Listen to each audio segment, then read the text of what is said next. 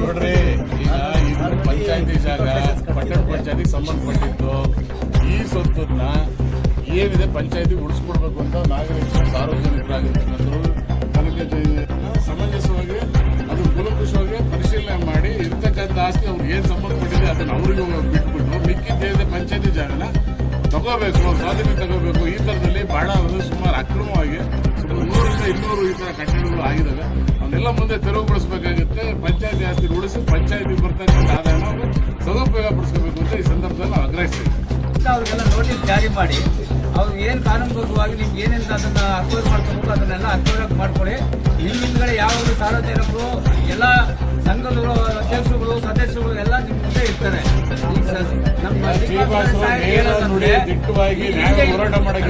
ಈ ಹಿಂದೆ ಏನ್ ನಡೆದಿದ್ದಾವೆ ಪಂಚಾಯತಿಲಿ ಅಕ್ರಮವಾಗಿ ಅವನ್ನೆಲ್ಲ ಪರಿಶೀಲನೆ ಮಾಡಿ ಯಾರ್ಯಾರಲ್ಲಿ ಏನೇನು ಅಕ್ರಮವಾಗಿ ಈ ಸೊತ್ತು ಕೊಟ್ಟಿದ್ದಾರೆ ಆ ಈ ಸೊತ್ತನ್ನ ಅವನ್ನೆಲ್ಲ ಬಂದ್ ಮಾಡಿ ಅದನ್ನ ಮುಂದೆ ನೀವೇನೇ ಮಾಡಿದ್ರೆ ನಾವು ಕರ್ಕೊಂಡು ಹೋರಾಟ ಮಾಡಕ್ ಬೆಳೆಯುತ್ತೀವಿ.